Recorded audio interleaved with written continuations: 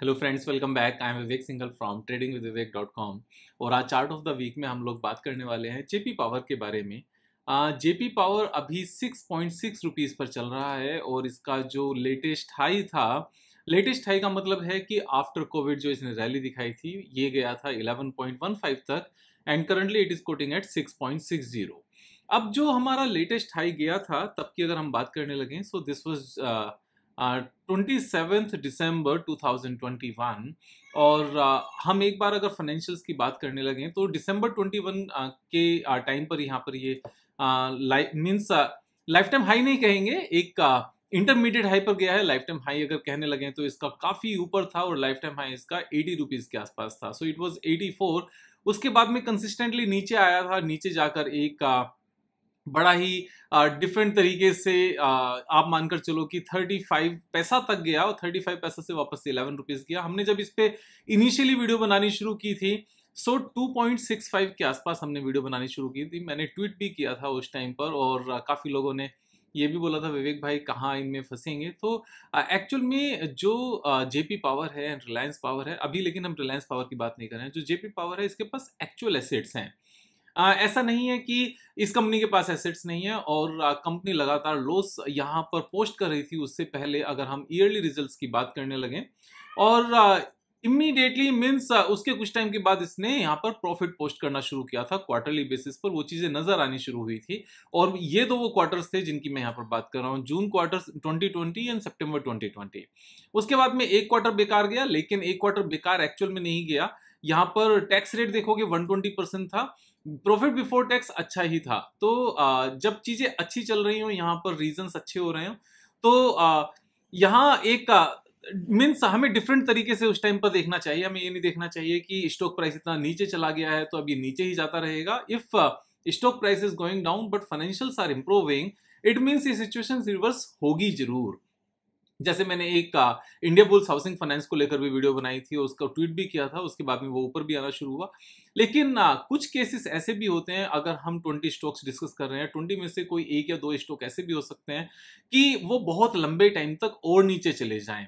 ऐसे में हमें यही देखना चाहिए और इसीलिए मैं ये भी कहता हूँ एक स्टॉक में 5% से ज़्यादा पैसा नहीं लगाना चाहिए, जिससे हमारी एनालिसिस करने के बाद भी, बिजनेस समझने के बाद भी, फाइनेंशियल समझने के बाद भी अगर मैनेजमेंट की इंटेंशंस यहाँ पर हम नहीं समझ पाए तो उससे बचाव किया जा सके। उससे बचाव का सिर्फ एक ही तरीका है कि हम एक स्टॉक में 5% से ज़्यादा पैसे ना लगाएं, क्योंकि 20 स्टॉक्स अगर हमारे पास होंगे उनमें से 18 ने हमारे हिसाब से काम किया, 2 ने नहीं भी किया, तो उन 18 से इतना सारा हम पैसा कमा लेंगे कि जो नुकसान हमारा 2 से हो रहा होगा, हमारा प्रॉफिट उन 2 के नुकसान से बहुत ज़्यादा होगा। और उसके बाद भी हम अच्छा खासा जो हमारा एक इक्विटी ट्रेडिंग में जो एक फ्रूटफुल रिजल्ट हमें मिलना चाहिए वो मिलेगा और हम अपने आप को रिच बना पाएंगे।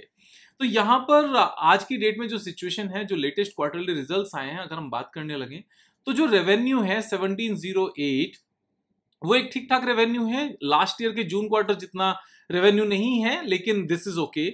और ऑपरेटिंग प्रॉफिट हमारा 521 है, तो operating profit second highest ever है। अगर हम यहाँ पर रेवेन्यू की भी बात करने लगे तो लास्ट 12 क्वार्टर्स में सेकंड हाईएस्ट है। सेकंड हाईएस्ट कैसे है कि लास्ट ईयर ही जून में हाईएस्ट एवर थी और यहाँ पर ऑपरेटिंग प्रॉफिट भी लास्ट ईयर जून में ही हाईएस्ट एवर था। उससे अलग अगर देखा जाए तो आज तक की हाईएस्ट एवर है।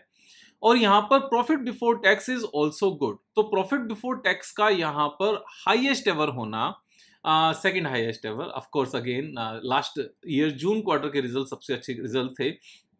यहाँ पर 294 करोड़ रुपीस का प्रॉफिट बिफोर टैक्स होना। और यहाँ पर एक जो सबसे अच्छी बात यहाँ पर देखने को मिलती है कि जो जून क्वार्टर में यहाँ पर इंटरेस्ट है, इंटरेस्ट रेट के बढ़ने के बावजूद भी यहाँ पर जून क्वार्टर में इंटरेस्ट की पेमेंट इनकी सबसे कम है आज तक की।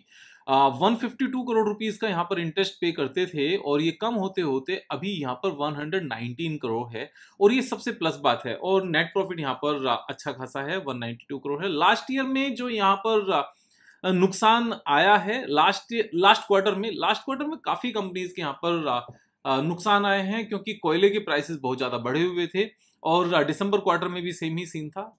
अभी सिचुएशन वापस से इंप्रूव हो गई तो चीजें ठीक हो रही हैं। ओवरऑल अगर हम देखें तो इस कंपनी की सिचुएशन पूरे तरीके से ठीक हो चुकी हैं। उसको कैसे समझा जाए कि जो कंपनी की मेन प्रॉब्लम थी, 32,000 करोड़ रुपीस का जो लोन था वो कम होकर 25,000 हुआ, फिर 23,994 हुआ, फिर 23,400 हुआ, फिर 23,194 हुआ। फिर उन्होंने सीधा सीधा अपनी कुछ एसेट सेल की और लोन को यहां पर कम करके 6,000 करोड़, देन 5,200 करोड़, देन 5,000 करोड़ और अभी 4,761 करोड़। लोएस्ट एवर लोन है कंपनी के ऊपर आज की डेट में। और अगर अपने पैसे की बात करने लगे तो हाईएस्ट एवर अपना पैसा है इनके पास। 10,000 करोड़ रुपीस से ज्यादा की अपनी एसेट्स हैं।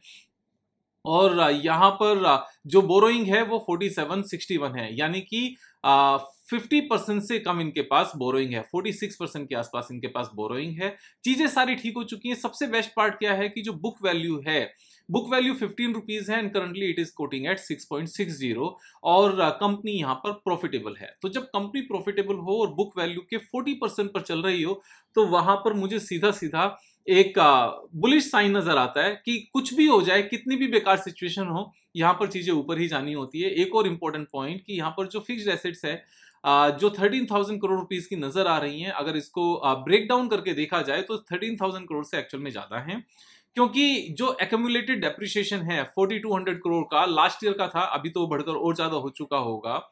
तो जैसे 18,000 करोड़ रुपीस की एसेट्स को करंट वैल्यू के हिसाब से डेप्रिसिएशन के बाद में 13,000 करोड़ दिखाया गया, ऐसे ही यहाँ पर 18,000 करोड़ रुपीस के एसेट्स को 13,424 करोड़ दिखाया गया। अब 18,000 करोड़ की इनके पास एसेट्स हैं, current value market capitalisation of the company is 4,500।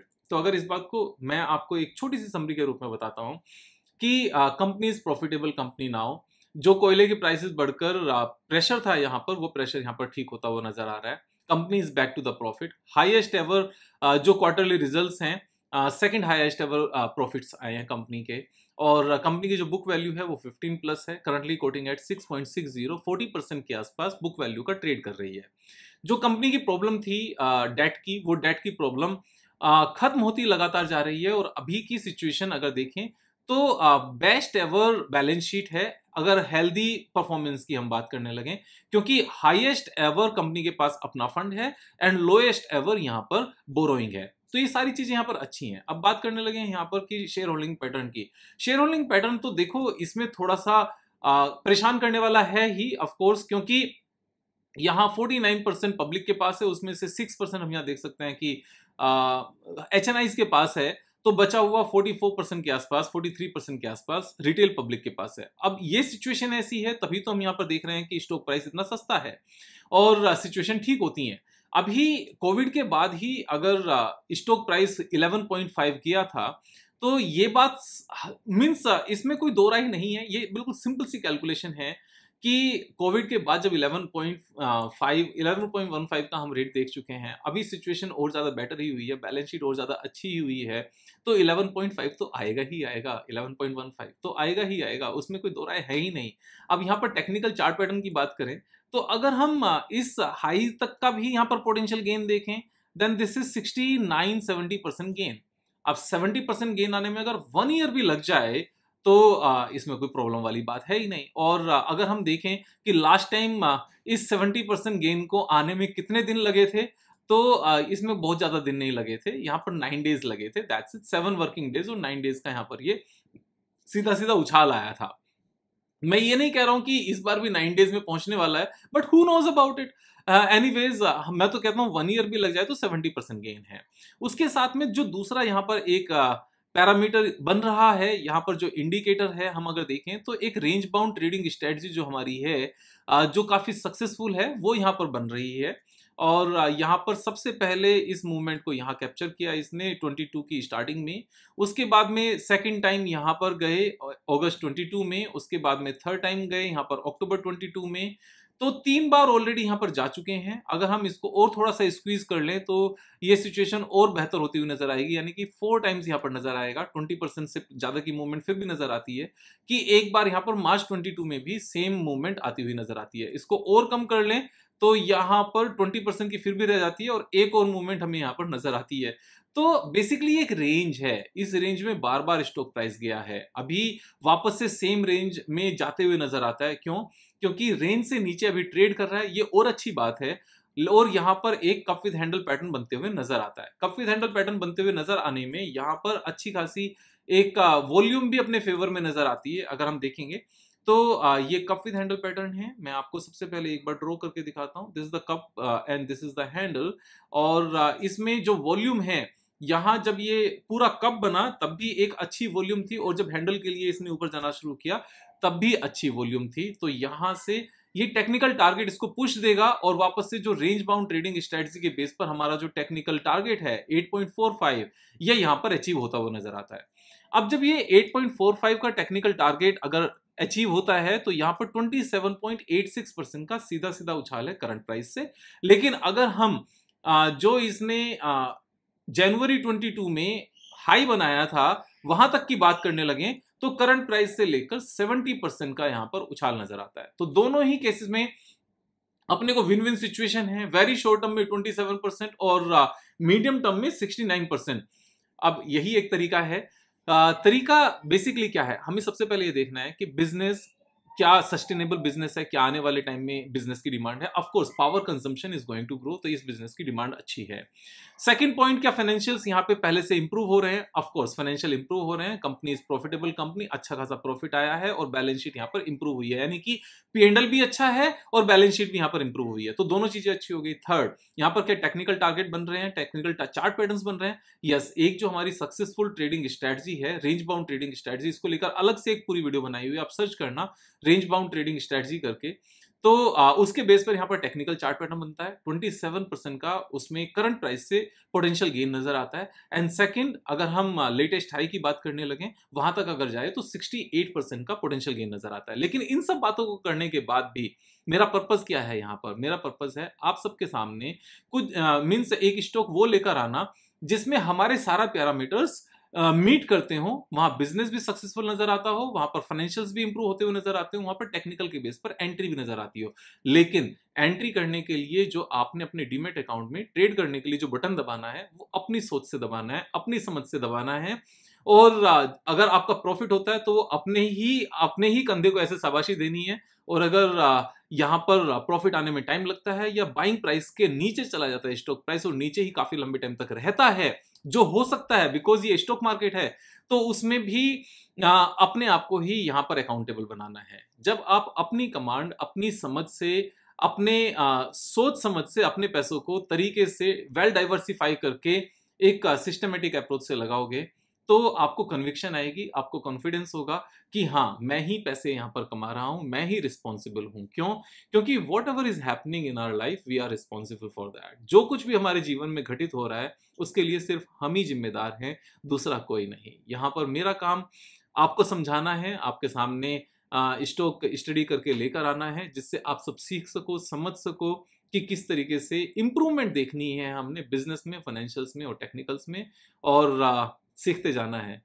आपने दोस्तों के साथ भी शेयर करना है, खुद भी सब्सक्राइब करना है और सब्सक्राइब कराना भी है। ये काम भी आपको करना है। मेरा काम है यहाँ पर आपको सिखाते जाना। आप सीखते रहिए, मैं सिखाता रहूंगा। कल फिर मिलेंगे एक नए वीडियो के साथ। तब तक जय हिंद, जय भारत।